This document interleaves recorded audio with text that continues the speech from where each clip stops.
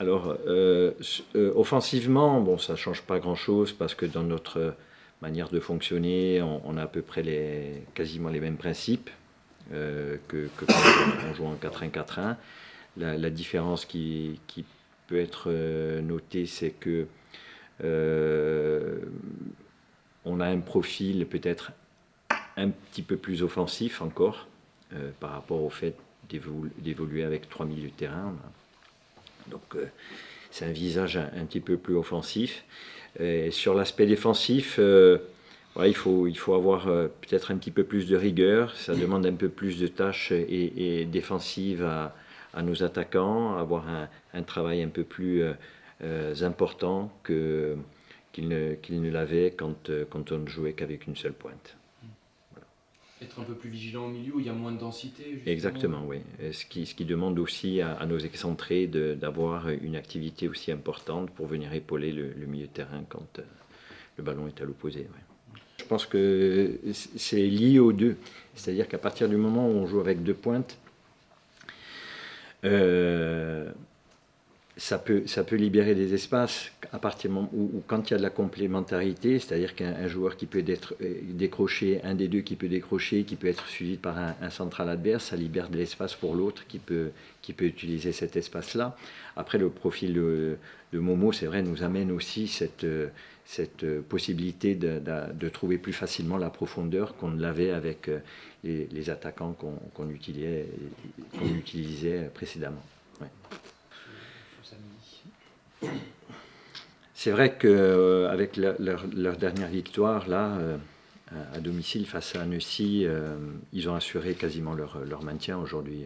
Je ne vois pas comment ils pourraient en être autrement. C'est une équipe. Il y a deux équipes, il y a Grenoble et eux qui sont deux équipes du ventre mou qui n'ont plus rien à craindre en termes de relégation ou de barrage et qui ne peuvent plus non plus espérer grand-chose par rapport aux premières places, une des 5 premières places.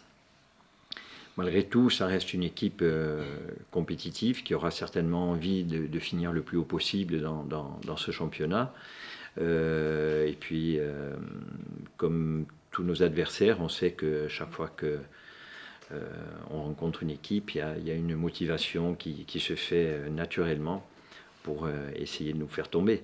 Donc il ne faut pas s'attendre à un match plus facile du fait qu'ils soient aujourd'hui, qu'ils évoluent l'esprit plus tranquille par rapport au fait de jouer le bas de tableau. Et on sait aussi que quand une équipe n'a quasiment plus rien à jouer, si ce n'est avoir obtenir une place honorifique en finissant le plus haut possible, les joueurs sont libérés d'une pression et jouent beaucoup plus aisément du fait qu'il n'y a pas de pression de résultat. Donc ça peut être une équipe, et c'est une équipe qui est quand même intéressante, qui nous avait posé beaucoup de problèmes au match aller, même si on avait été très moyen lors de cette rencontre.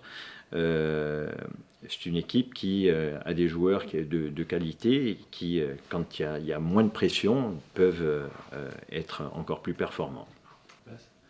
Oui, on le regarde. On sait qu'il y a 3 équipes aujourd'hui qui luttent pour ces 2 premières places.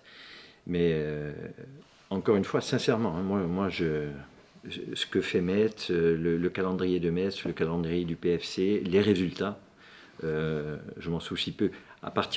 On est premier, à partir du moment où on a on a nos cartes en main, hein, on ne dépend de personne. Le PFC dépend de Metz, dépend de nous, de nos résultats.